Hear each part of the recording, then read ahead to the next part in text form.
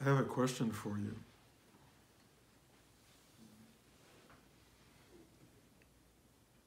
Popped into the class today. What is your default position?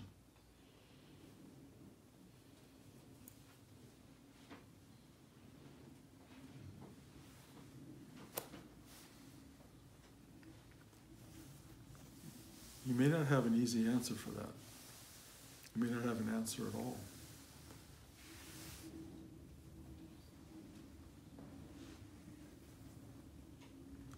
I would venture to say many people's default position is checking email, turning on Netflix,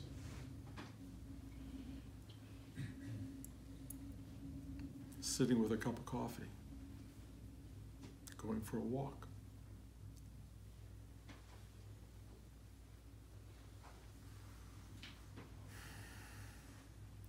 Stewing in their head.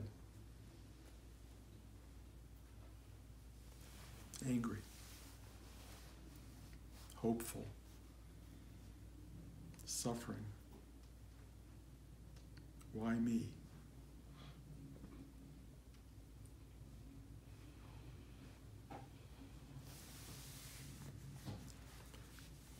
Some people may have evolved a default position which is meditative,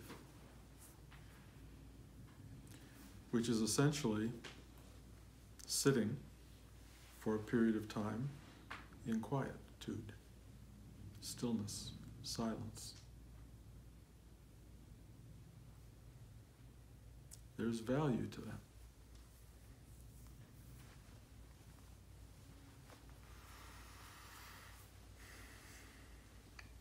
It allows you to reorganize, let go of stuff, find a core center, an emotional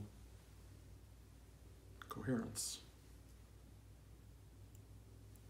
A default position that allows you to stabilize, clarify, observe, navigate, understand, recalculate, reanimate your life would have value. A default position that has you tuning out, going to sleep, getting drunk, getting high. I mean, they're all choices. Everything's a choice. Most default positions we just kind of find happening over the course of a lifetime. Masturbate. Fantasize. Dream about the future. Think about all the things that didn't happen. Many default positions are thought positions, the mind. And they are often uncomfortable, but they are addictive. People go back to these positions over and over again because they provide something that's wanted. There's a lot of masochism out there. A lot of people go back to the same sore spots and pick it over and over and over and over, literally for a lifetime. How long can you hate the fact that your mother didn't give you something? Some people 70 years of that. And that's their default position. If they had only done, I would have done. Whatever your mind tells you, you tend to gravitate toward because it is deeply familiar. It is a defining principle. My anger, my suffering, my hope, my ambition, my failures, my achievements, they are who I am.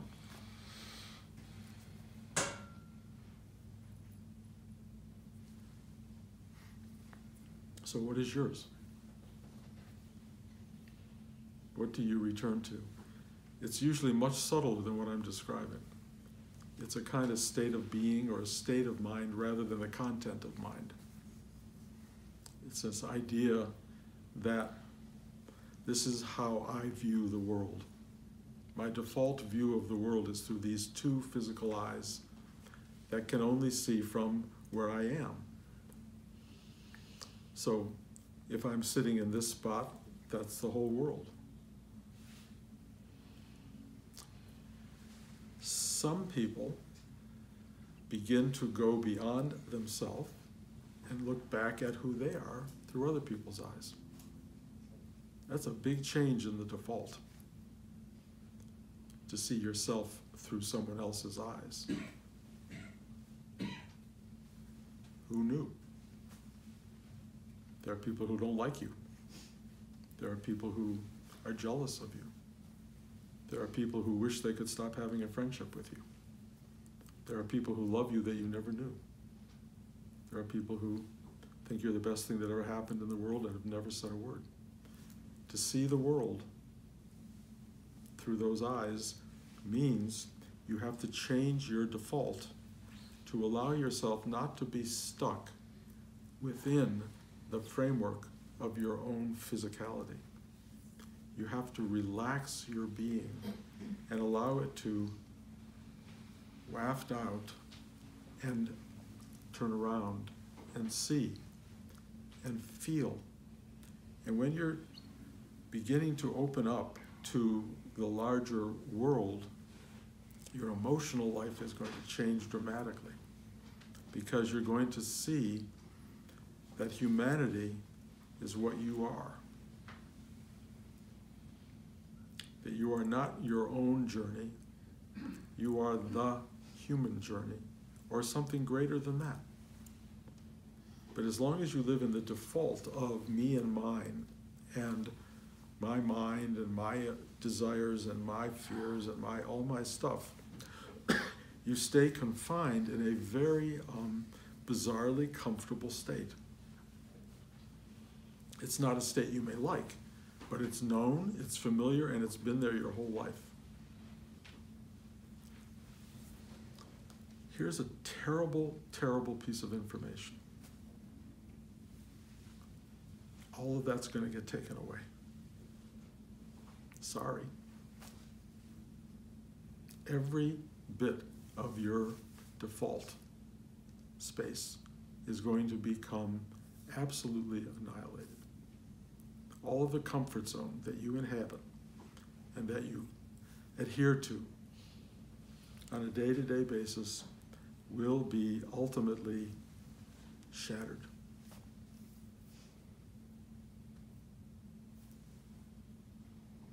This is not a hypothetical thought or a supposition. This is as close as we get to fact. So what do you do about that? Stream Netflix for a solid weekend. Go back to work. More Netflix. Watch the news. Talk about what's going on in the world. Anything but face the fact that this person you constantly reinforce, these default positions that you maintain, are all going to somehow be there forever and support you. It is a fantasy, a total fantasy. All of our lives are built on a real fantasy, because facing the what is, in many ways, challenges your comfort. Other people's suffering is hard to bear. I love the way it appears on the news. I mean, it's really shocking. Venezuela gets about 22 seconds of profound suffering. People crossing the border, looking for freedom, looking for food, looking for safety for their family. A minute? And we can look at it and go, commercial, you know, some kind of Xarelto or something that's going to make you feel better if you have a particular problem. I don't know. It's going to keep coming at you and distracting you, and you'll feel default position is move on, move on. I don't have to pay attention. It's going to change, it's going to change, it's going to change. It will change. It will change and change and change and change. And if your default position is waiting for the change, that's great. But let me tell you something a little bit interesting and maybe scary. There is a part of you and us and this that does not change. I'll give it a name: awareness. Lots of other names, maybe presence, consciousness. Lots of ways of looking at it, but it's constantly going.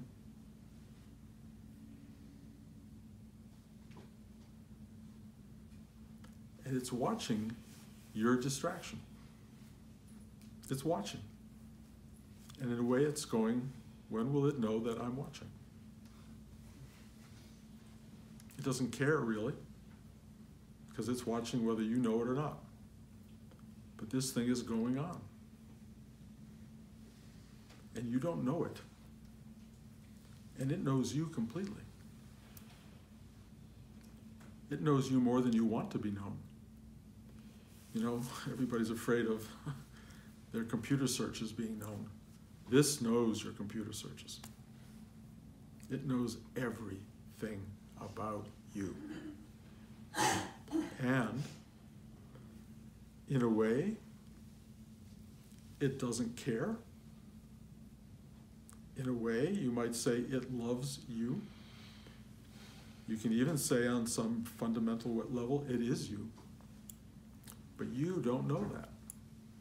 And as long as you don't know that, you are living in these strange default positions that keep you ignorant of yourself. They keep you cut off from yourself. They keep you distracted from yourself. And this awareness watches your distractions, and it goes,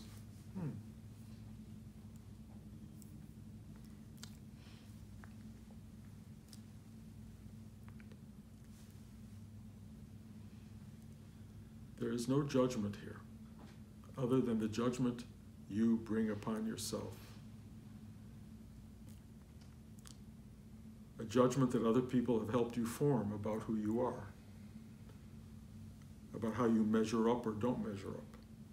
A lot of people have had a handle or a hand in creating the you that you think you are. This awareness knows you. It knows how you assembled yourself. It watched how you were assembled. It's observing the whole show.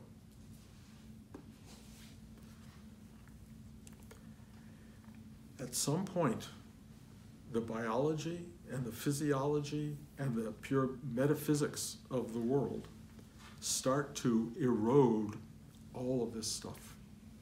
It erodes your idea of who you are. It erodes your story of who you are. It erodes the background of what you've been. It starts to fall away. Old age is kind of one of the gifts that makes that happen, but it's also a feeling of, what happened? What was that? What is this? The loss that starts to accrue is then the new default. What's wrong with me? Who am I? What was I? All of these strange things start to happen as you get older, and you start to live a life of predictable sadness and loss. Awareness observes sadness and loss. It sits there behind the screen, if you will, or as the screen, and goes, If somewhere on this journey you can stop long enough to float into the stillness that is the doorway to awareness, you will find awareness has certain kinds of qualities. If they were to be blasted out, they would be called love, truth, and beauty. Probably more than that. But in the subtlest manifestation of it, what you feel is love, truth, beauty. Awareness as a quality presents those.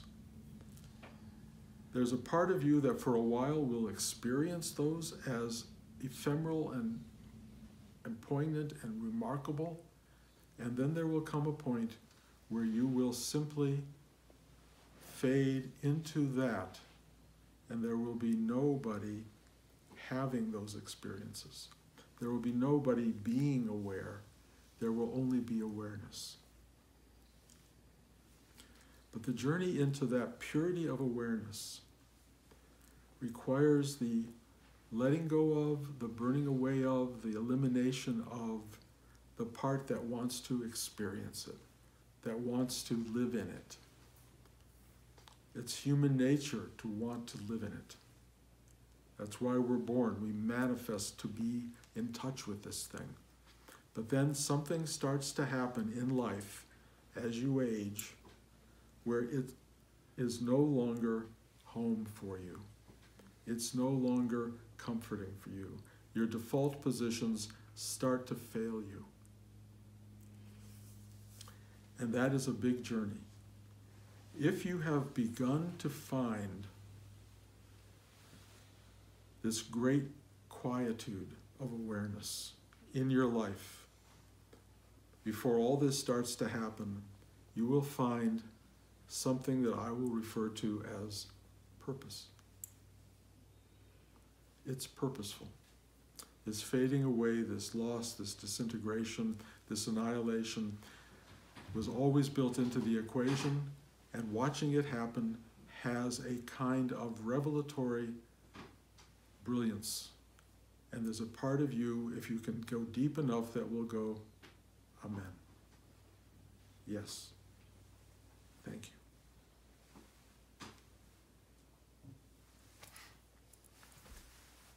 Now, to personalize it a bit,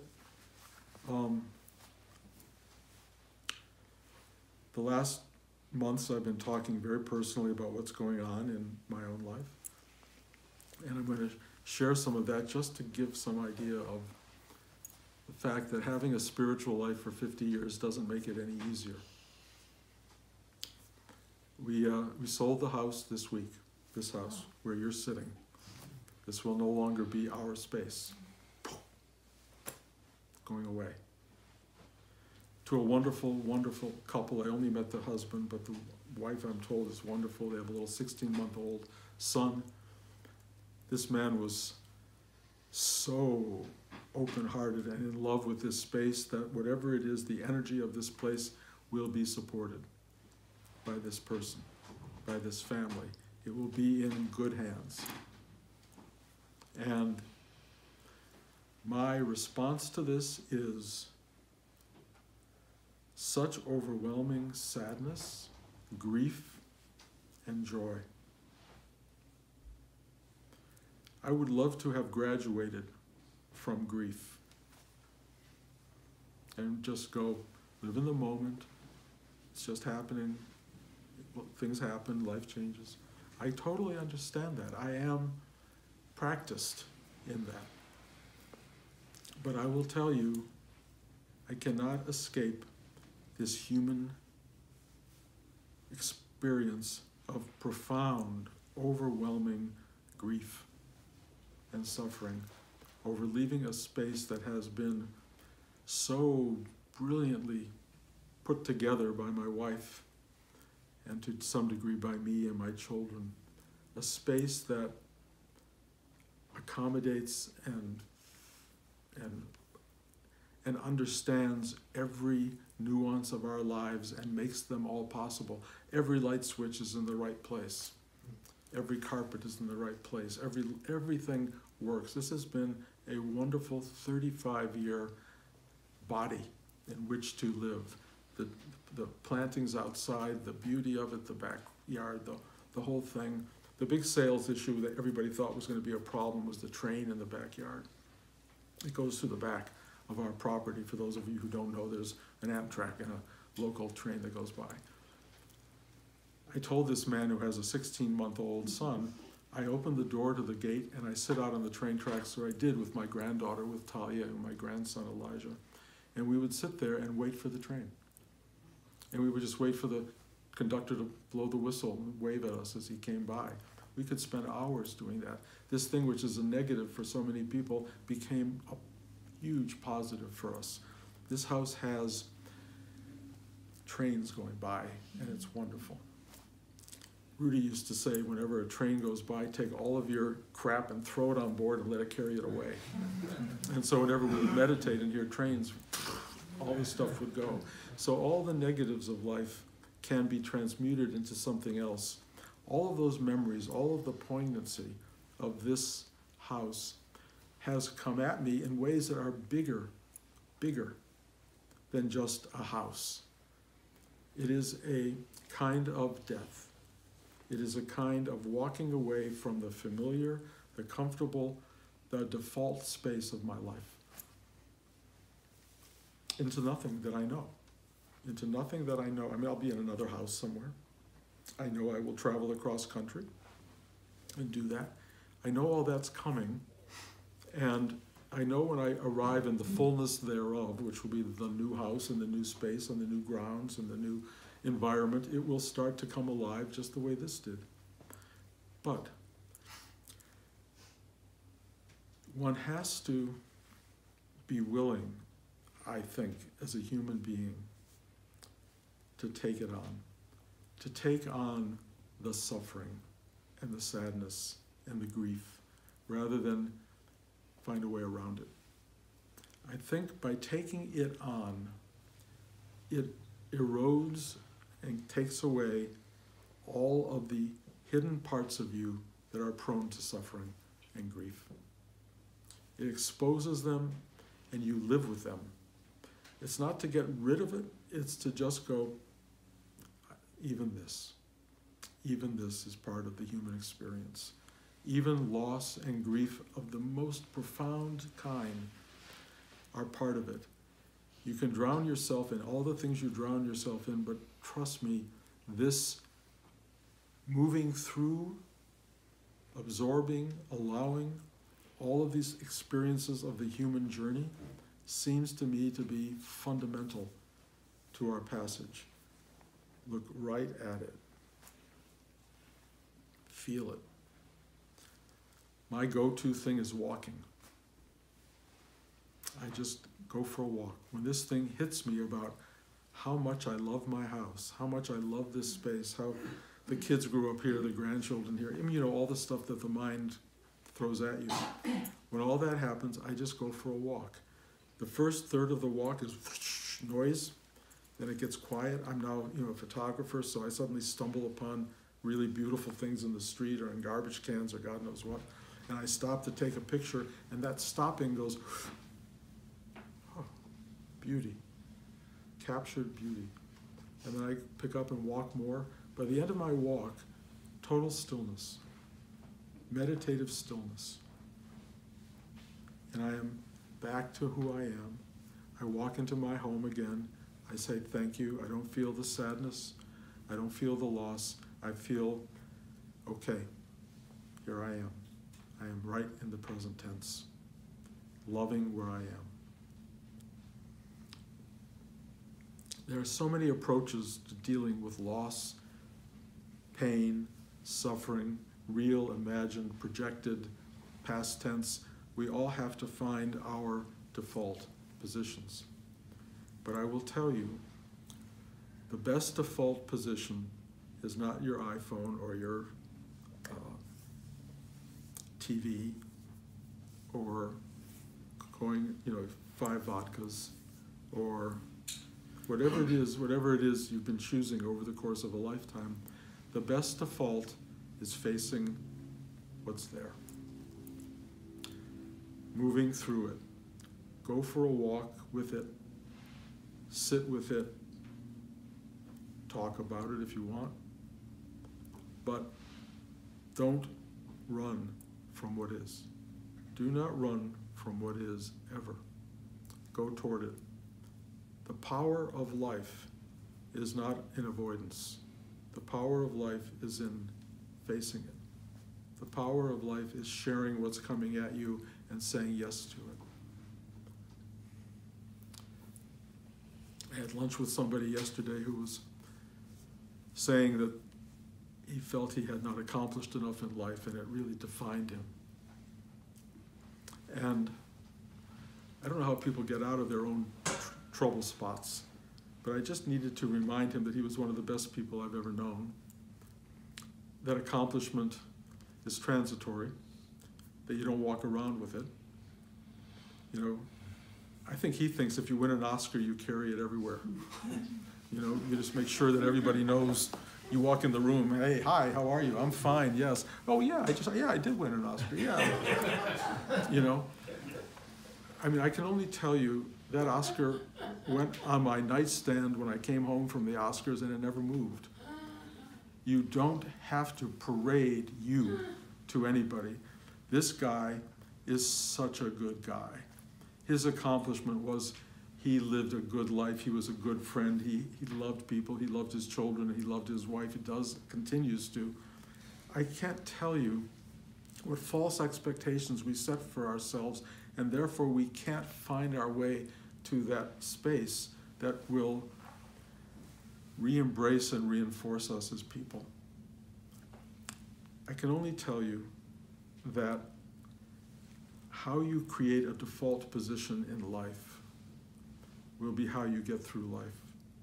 And if that default position is in avoidance and distraction, you may want to reconsider it. You may want to turn it around. You don't have to do a big deal. You can still watch Netflix. You don't have to do it streaming. You don't have to watch for 24 hours. You can watch for an hour or two. That's good. You can enjoy your food while you're eating it. You can go for a walk around the block. You can call your mother. You can, whatever it is you have, do that fully. Let your default position be the position you're in now. Really be present. Be there with what you're doing and realize that's all that's wanted. It's not to be other, to get somewhere, to get accomplished, to think you have to attain something. There's nothing to attain but to really live this life. Your default position is you're alive. Be alive. Be in this place. Be where you are. And if something says to you, I can go deeper or be happier or be more fulfilled, and you can get there, go there. But until you get there, you won't be. And the journey to it is just as much a part as the arrival. Who you are at this moment is a manifestation of totality. Who you are right now is an accomplishment. You have built to this. It has built you to this. Let this, literally this, be your default. Don't look to the next thing. Don't look to anything. Just go, aso. Yes. Yes. To this moment. That will be the secret of a meditative life. Yes. Okay. You know, I get hit by waves of sadness and pain, and they go away. And when they come, there's a part of me that goes, oh, really, again? And then I go, yep, again. And I go, okay. Okay. I do it in the middle of the night. It hits me at weird places like Whole Foods. I don't understand it. But these waves come at me, and I just go, here I go. The great thing is I feel there is a muscle system building that will allow me to handle and process anything that comes. Anything. It's all grist for the mill. We're all here learning to prepare for very big, big loss as things fall away, and to be able to go, okay, okay, see ya. That's the journey we're on, guys. Everyone, literally everybody. I'm not the only person, and everybody's going to have their own version of this. I hope this provides a little bit of instruction of what to do, because our society really does not give us any instruction. Our society puts us in warehouses of old people who all don't know what to do and just drugs them out of having to figure it out. That is not the best answer, truly. One of the great things that's happening to me at this age, you know, is I'm giving up everything I knew and going to something new. I'm telling you, there's something about that that's kind of good. My wife is thrilled. She's like, adventure, you know? And I am like, oh my God, adventure, you know? But I'm built that way. Blanche is built her way. My kids are built with adventure. I have decided if I'm surrounded by people loving change, then I maybe should tap into that. And that's how it works. And I don't default myself for the DNA that I was born with the genetic code I was born with. You know, I come out of the shtetls of Russia. Cossacks were coming down the mountainside and killing everybody in the village. I was born to fear that. Even though they're not coming at me right now, I have a certain predisposition to that. Other people don't. Do I need to compare myself to them? No. Do I have to accept who I am? Yes. So do you. You come with your own history, your own stuff going on. Don't say, well, they're doing it this way, so I should do it that way. No, do it your way. Do it your way. You are uniquely you. Your default position will be what, like nobody else's. Just find it. Find it. Because at some point you will need to know what it is. You will need to know how to accept the totality of having and letting go. Having and letting go. With the ultimate being letting go, although who's not to say that ultimate may also be having. It's a great ride we're on. We're on a great ride. It's powerful. We chose it. It chose us. This is big. It's multidimensional. It's vast. It's everything any being could ever want. And it's only going to get more dramatic and bigger and more powerful and more engaging. Figure it out. How are you going to move through this?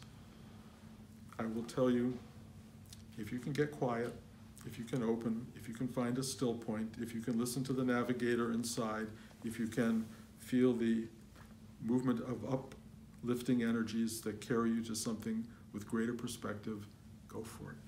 It'll be so much better than Game of Thrones Part 8. Which, by the way, has no idea what the universe is about or what the world is about. It just keeps you in thrall of the drama. I have never seen Game of Thrones, so don't judge that specifically.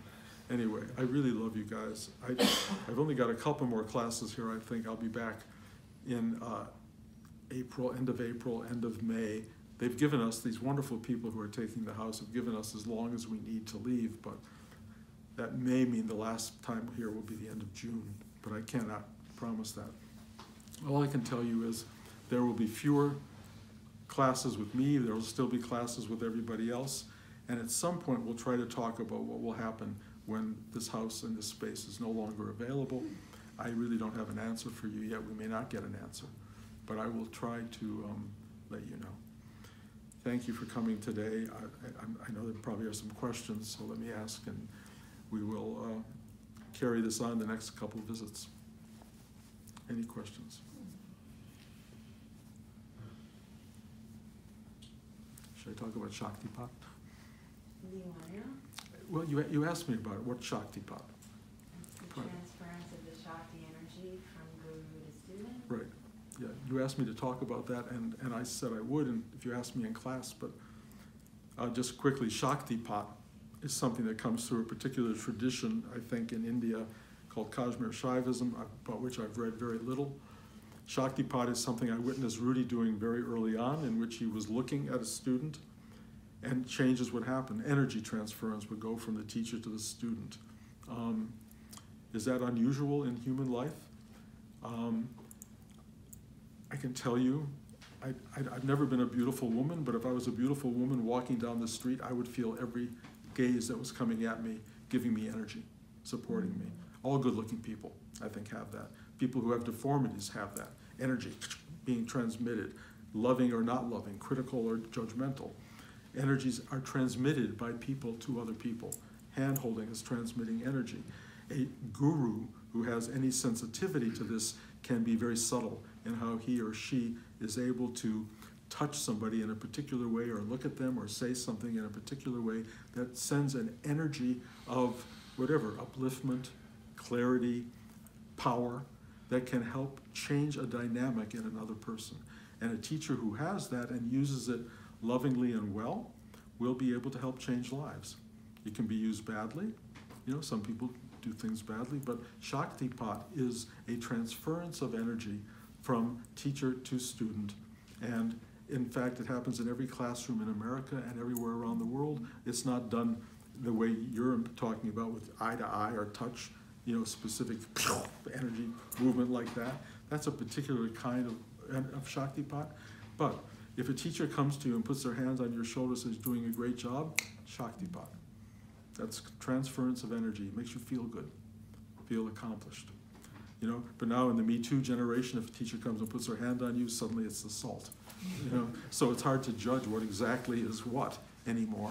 But intention has a lot to do with it.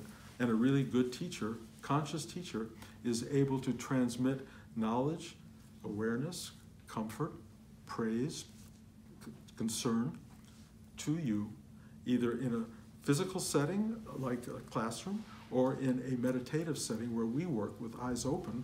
There is an energy exchange that takes place, not that far off from what happens in other parts of your life, but very directed.